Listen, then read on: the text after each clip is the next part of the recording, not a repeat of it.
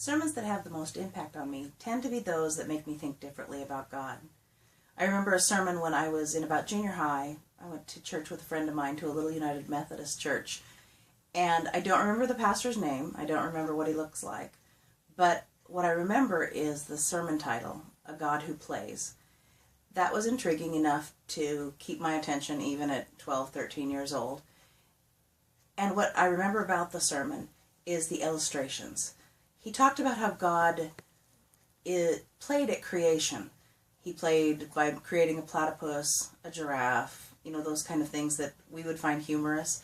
He talked about how God played by painting the sky and putting planets into place, and how he stood back and looked at the different colors of the planets and said, not just that was good, but that was fun.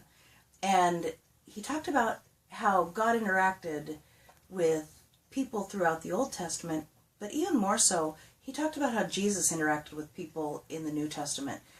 And he brought to mind the story of the kids who came to Jesus, and the disciples said, no, he's busy. And he reminded us that kids don't want to be around somebody who doesn't play. Kids don't like serious people.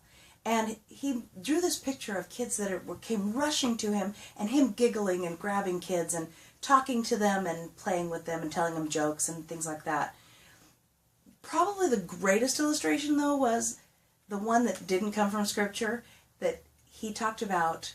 He said he kind of hoped that it was in the subtext of Scripture, where it was Jesus and the disciples, and they were baptizing people or pulling in fish or something, and they got to dinking around and throwing water on each other, and John and Peter and James, they're all throwing water on each other, and one splashes the other, and one time it just gets out of control, and they splash, and it gets all over Jesus, and he's soaking wet.